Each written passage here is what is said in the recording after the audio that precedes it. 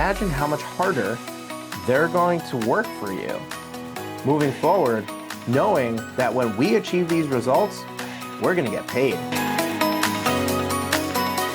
We're going to be talking about motivating the unmotivated, and I'm really excited about this topic because we do fractional CFO work for firms with in excess of typically $3 million plus is the starting point.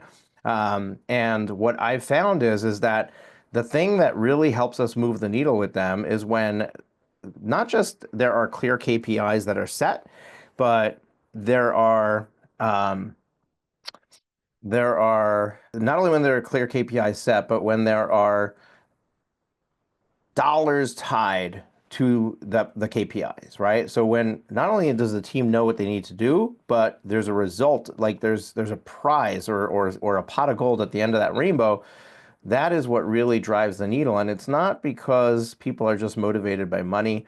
It's recognition. It's, that is really what drives it. So we're going to be talking about motivate the unmotivated. It's not that people are not motivated. It's just that sometimes we need to give them the thing to aim towards and the thing to be motivated by. We're going to go a little bit on the nerdy end of the spectrum on this presentation. So basically, I'm going to show you how I work with my clients to calculate various types of bonus structures to give you some ideas to think about of how you can bring this back into your business and implement it. So let's get this slide deck up. My audio is good. Everything is good. We're all set. Let me just open the chat here, make sure. Awesome. Cool. All right. So let's get started. Motivate the unmotivated, performance-based compensation. So mistakes most employers make are either no bonuses, right? Which you don't have to give a bonus. I worked for employers for 20 plus years before I started my own business. And I still work for an employer. I'm a paramedic here in Rockland County, New York. And I moonlight as a paramedic, and my employer, their extent of giving a bonus is a $50 check that they call a uniform check at the end of the month, right? At the end of the year. I worked for years in the IT industry. I only had one employer who gave a bonus, and he gave a holiday bonus. So whenever there was a holiday, and he was Jewish, so it was a Jewish holiday. So for the main Jewish holidays, he would give us a bonus. But other than that, nobody bonused, right? But it's such a powerful tool. Now, it's funny because in the legal industry, I've been coming across people who bonus way more. Like there's a lot of really kind law firm owners out there who want to share with their team, but instead they do arbitrary bonuses. Now, arbitrary bonuses are the bonuses that you're just like, you're doing a good job, so let me give you a bonus.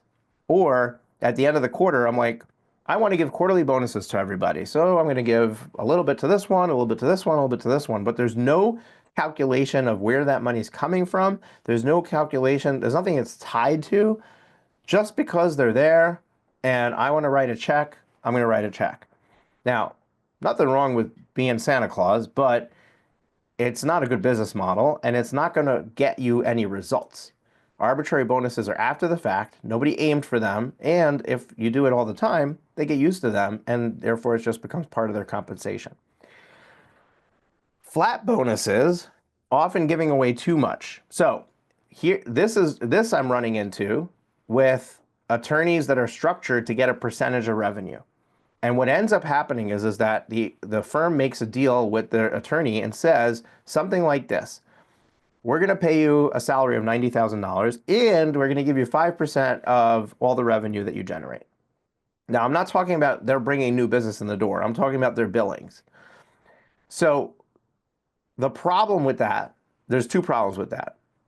One is often you're giving away too much. You're giving away too big of a piece of the pie. And the reason why often you're giving away too much is because we fail to calculate the base salary as part of it. When we start to look at somebody who's getting paid $100,000 a year and they're only bringing in $1 million, they're already getting 10% in their base salary. So when you add something on top of that, you're now giving them the total of that as a percentage of the revenue that they're bringing in. But more importantly, when somebody's comfortable, so let's say you're giving them 25% of their salary, or 25% of the revenue that they're bringing in, and they do a million, and they get 25% flat, right? So when they do a million, they're earning 250,000. Well, if they're comfortable with 250,000, there's no motivation to earn another dollar. The motivation doesn't change based on how much they're doing. But what if they only got 10% for the first million and they got 25% for everything above a million?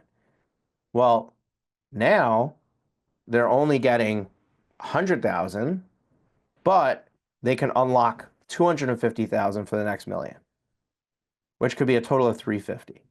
So the real money, the real profit is after the mediocre performance. It's when they're starting to enter into rock star territory that we're really willing to share a piece of the wealth with them. And I think that's really the better way to do it. So there are 6 types of performance awards I'm going to talk about today. One is a bonus just because, like a holiday bonus, not tied to any effort or result. The second is a quarterly bonus, usually for achieving a KPI or taking a specific set of actions. The third is a monthly performance based bonus, usually for non-attorney salespeople, makes up a large portion of overall compensation.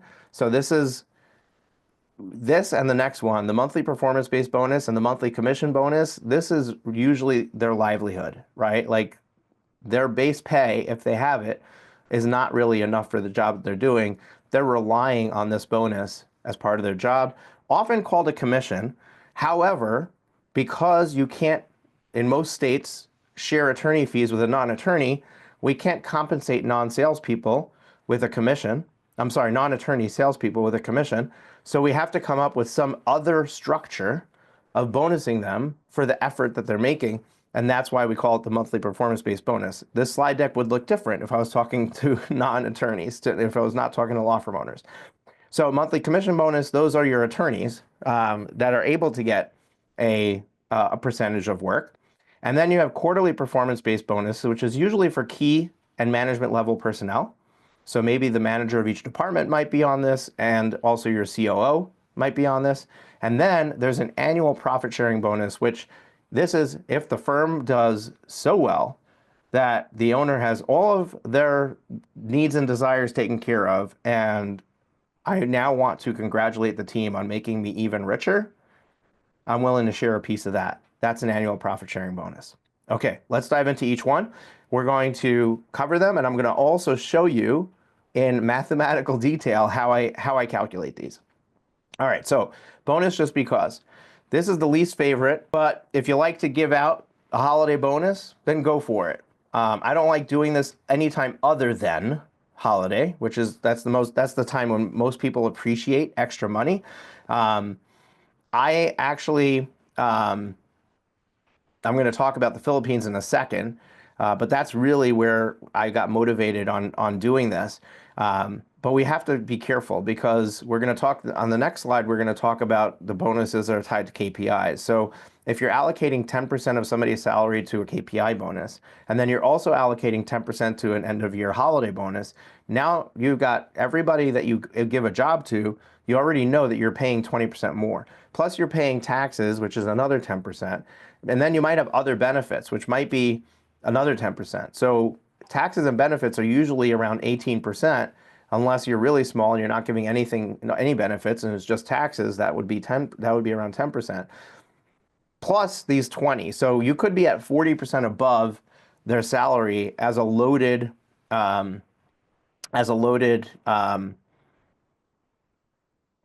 cost. So let's say that you're paying them $50,000. That means that all told, another 40% is 70,000, not 50,000.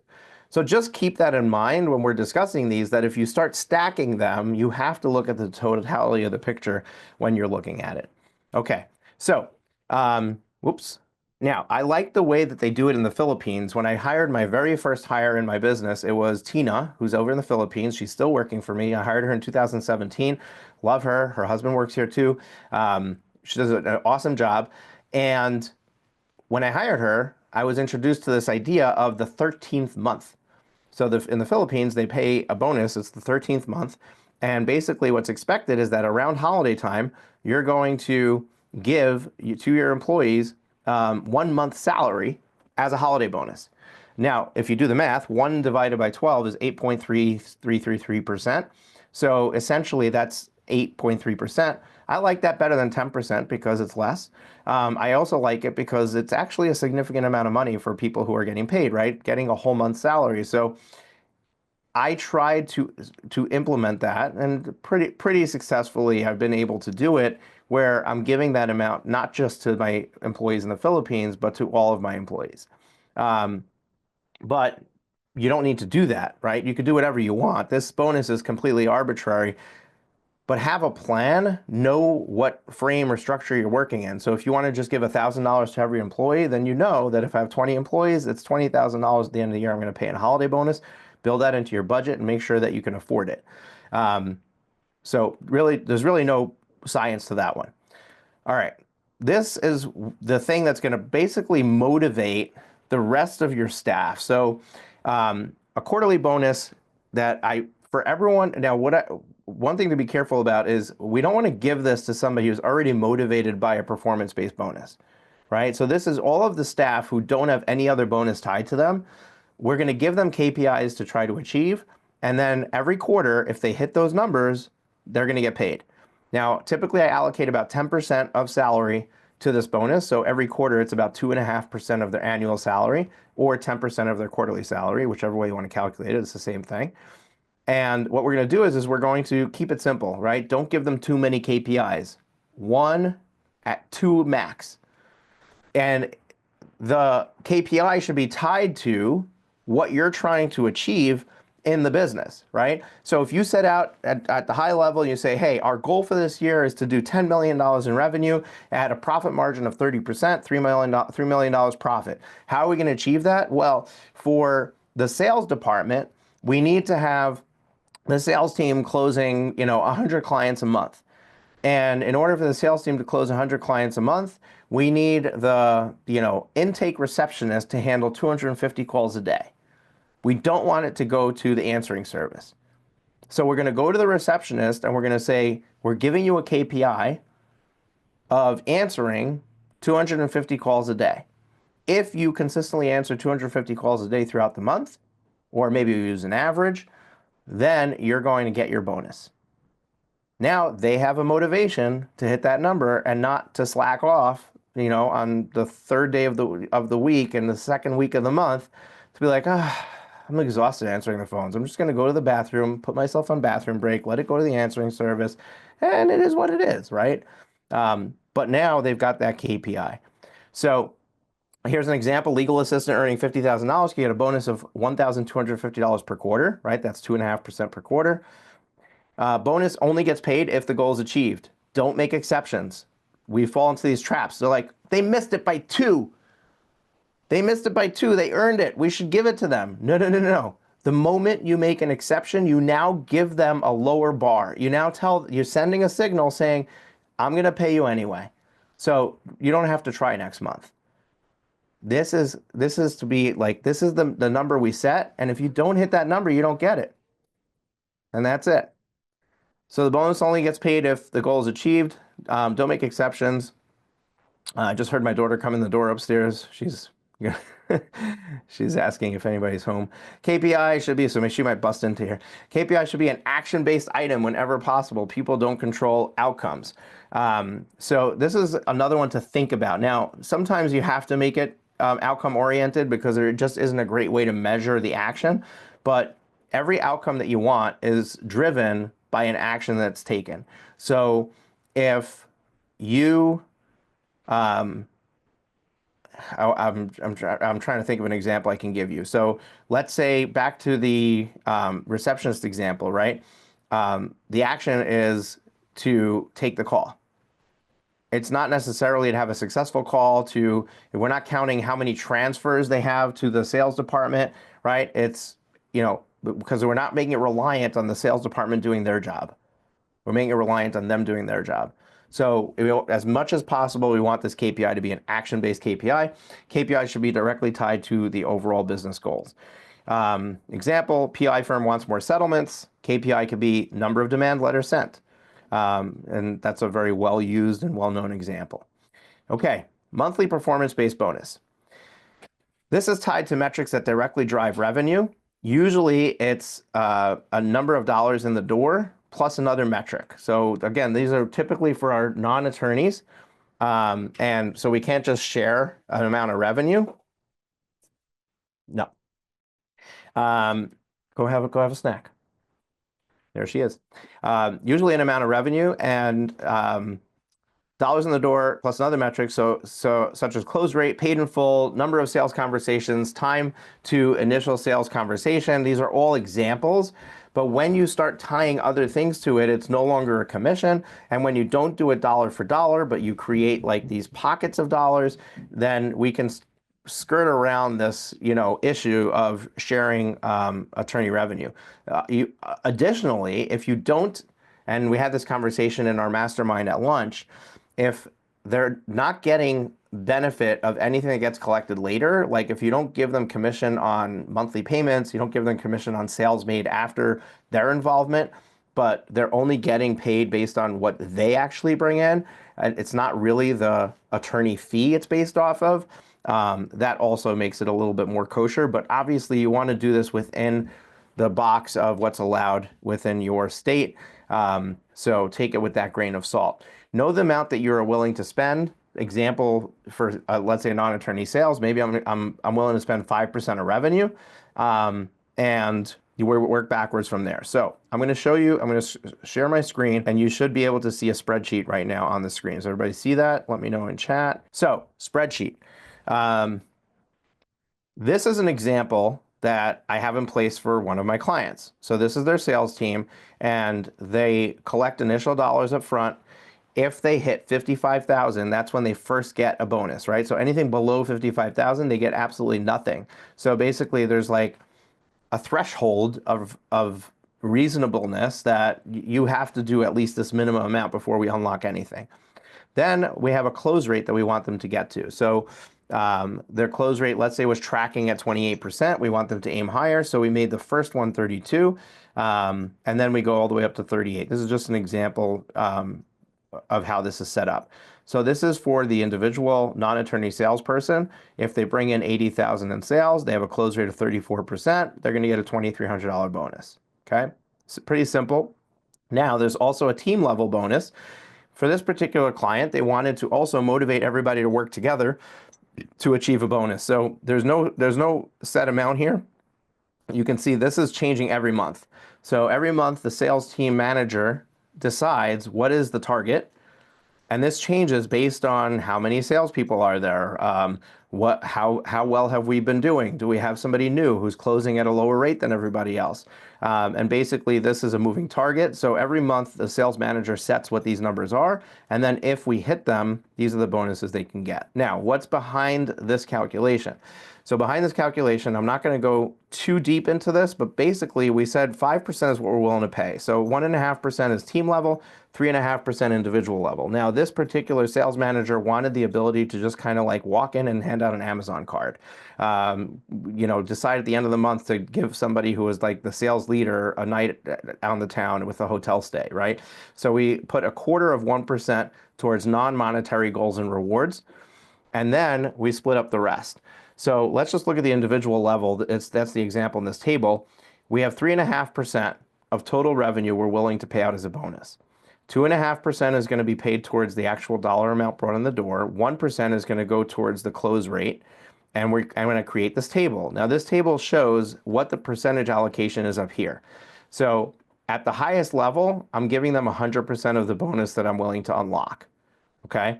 I'm not dinging them at all. So in other words, 90,000 times 3.5% is what they would get at this 38% close rate at the $90,000 level. At 120 or above 120, they'd get the maximum bonus allowed at every level. Okay. Now for everything in between, now notice that we're giving a small, tiny amount for this lowest level, right? Yeah, they hit the number, but they didn't get the close rate up, and we want to push them to get the close rate up. So we're giving them 25% of the amount here. If they get the close rate up to here, we're going to give them 40%. If they get the close rate up to here, now this is really moving the needle on what we want to do. We're giving them 70%, and here it's 100%. So the lower rungs of the ladder, we want to make these baby steps, and then the higher rungs, we're going to make the big leap. Okay? So monthly commission bonus. Now, this is the bonus that we're going to give to, say, for example, our lawyers, that we want to really motivate them to do more work. Now, typically, if you're doing it monthly, it's usually the firms that are paying only commission to their lawyers, so there's like a flat percentage. Now, what I find is that usually law firms are going to give 30%, right, or 33% or 35% to the attorney, because they're thinking along the terms of, well, if somebody came in and referred me business, the acceptable referral fee is X amount, so I'm going to pay my attorney that amount. The problem is that that's too much. And you're going to, that is too much, and you're going to give away too much. You're not going to be able to unlock the profitability you need to unlock. And a flat percentage is actually demotivating above a certain level, like we talked about. So we want to have it tied directly to revenue collected. We want to have a stepped up amount, and we want to motivate high level performance. So don't pay well at the low level, right? You already saw me showing you that on the sales example. At the lower levels, the ones that are like, it's okay, it's mediocre performance at best, don't bonus the heck out of them. Save the really good bonuses, the really good amounts, for the amount that you're like, wow, that's really good. You did that, amazing. Think about it this way.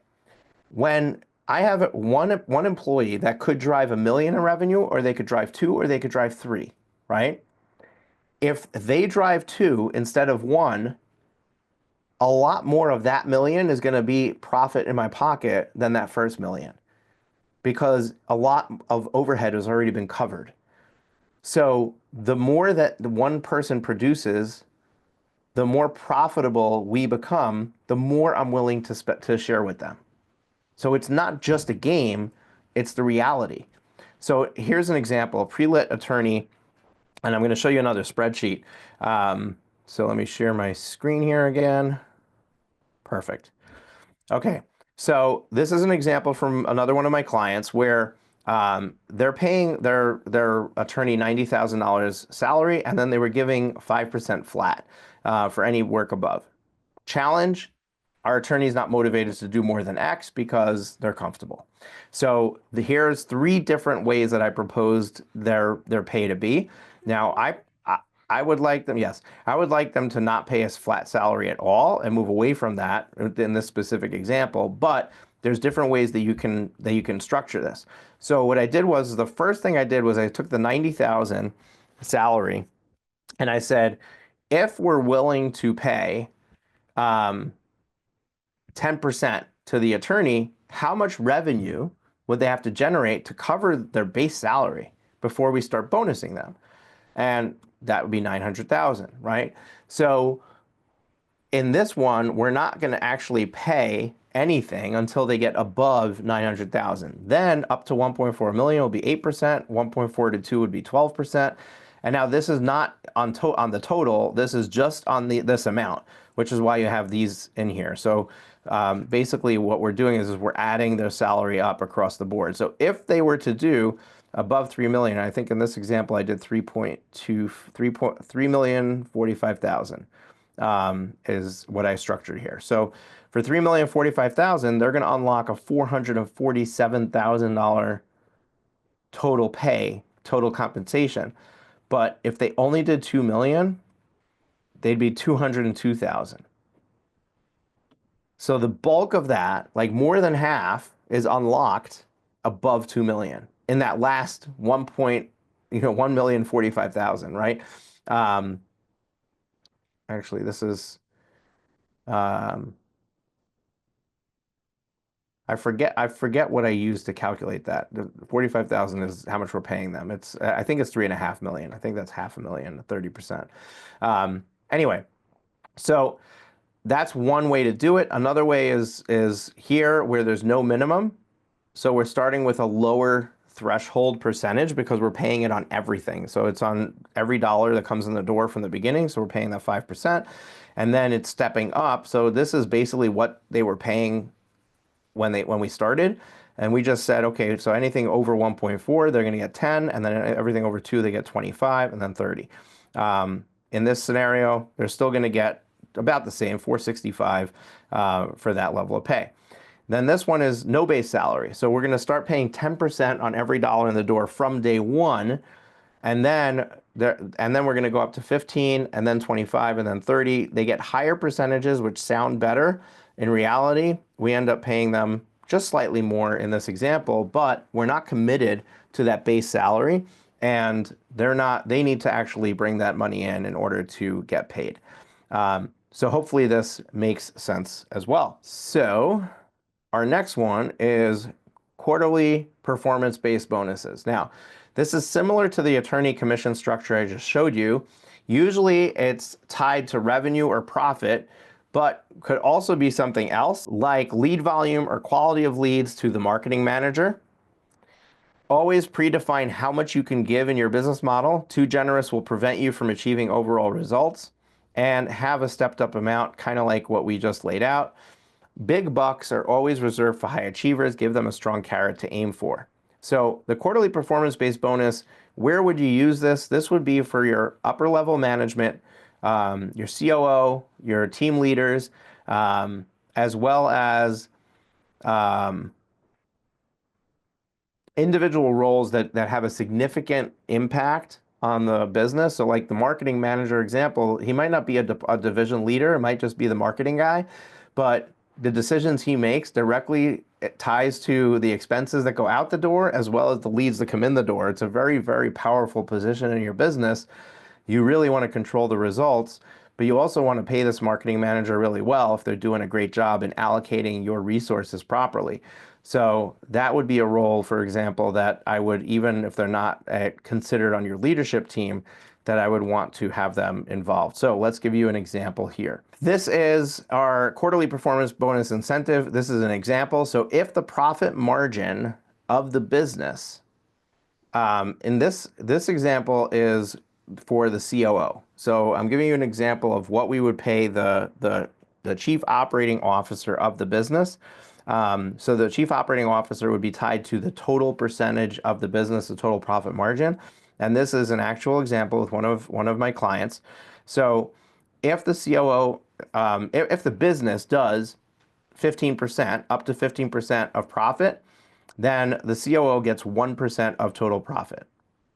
If the business does between 15 and 20, the COO gets 2% of total profit. If the business does 25%, the COO gets 3.5% of total profit. Now, the more profitable the business, the more money in the law firm owner's pocket, the happier the law firm owner is, and the more that they want to pay the COO for the results, right? Because they're driving those results. And 30%, 4.5, 40%, 5, over 40%, 7. Here's some examples of what this looks like. Let me just zoom in a little bit for you guys. I think it'll be easier for you to read. Let's go 150%. Okay, here's an example. So 5 million in revenue, $500,000 profit, 10% profit margin. So the owner is making 500,000. Not so exciting. So, but we still brought in 5 million in revenue. We were still profitable. So the COO is going to get something. They get 1% of 500,000. They get a $5,000 bonus. Whoop-de-doo. They're not excited. Neither is the law firm owner, right? Okay, we do 6 million in revenue. We do 1 million in profit. Now we've got a 16% profit margin. The owner's feeling a little bit better about it. And guess what? 16% gets the COO into that 2% range. 2% of 1 million is 20,000. Now the COO is starting to feel a little bit better. But what is possible? 7 million, 2 million in profit. Now we're at 28% profit margin, 90,000 for the COO. You would agree that COO is worth $90,000 if the owner got 2 million, right?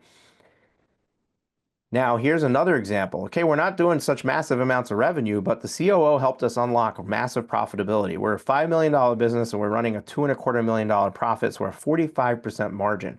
Well, now the COO is going to get 7% of that profit, 157,000. Now, Would you be willing to pay your COO $157,000 bonus if they unlocked $2.25 million of profit for you out of a $5 million business? Just I think we all would, right? And that's the beauty of performance-based compensation. As long as we have a calculation around it, as long as we have a way that we're arriving at it, I'm never giving away too much of the farm.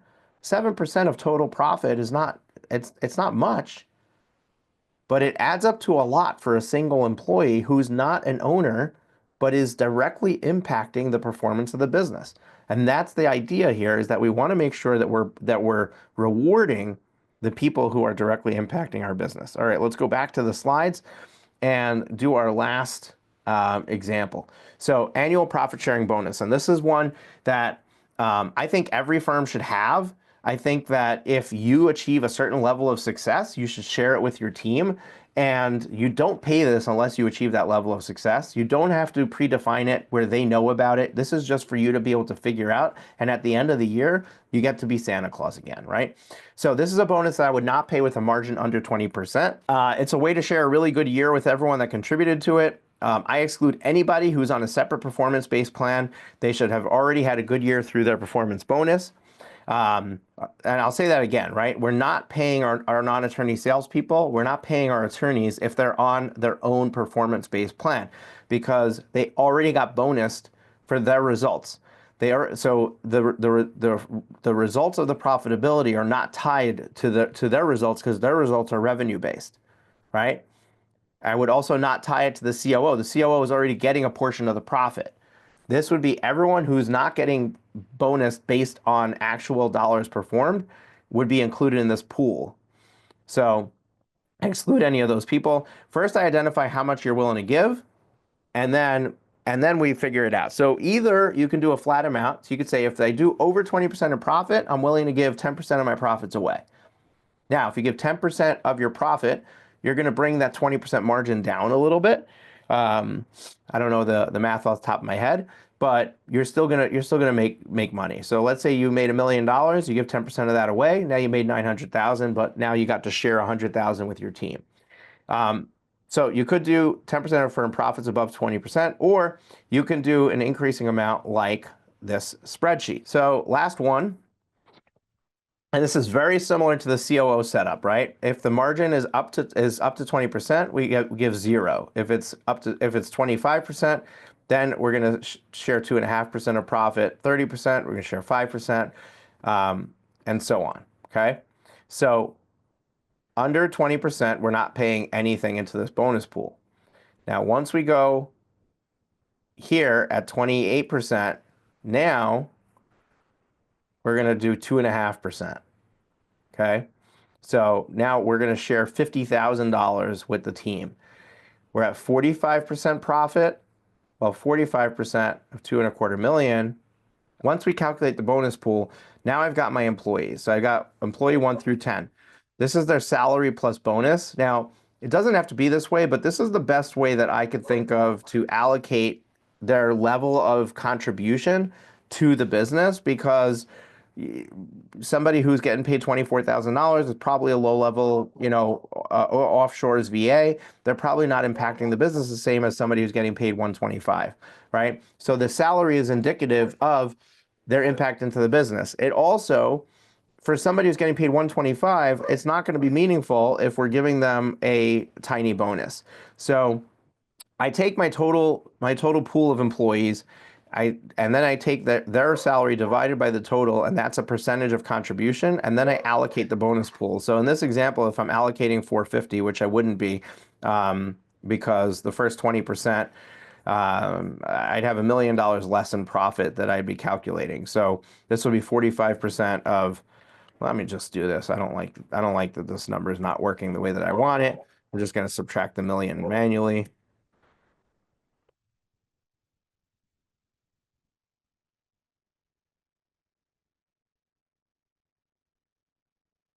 And we said 45% is going to be 20% we're going to give them. So it's 250, not 450. So now these numbers are accurate for what I would do in this scenario. So I made 2.25 million. I'm going to share $250,000 with my team. I'm going to keep $2 million in my pocket. And now My employee who made $50,000 is going to get an $18,000 bonus because we exceeded our profit expectations. My employee who's getting 24,000 is going to get $8,645. Imagine what kind of impact you can have on these people. Now imagine how much harder they're going to work for you moving forward, knowing that when we achieve these results, we're going to get paid. So this is how you motivate the unmotivated. This is how you drive a team. This is how you are able to effectuate change.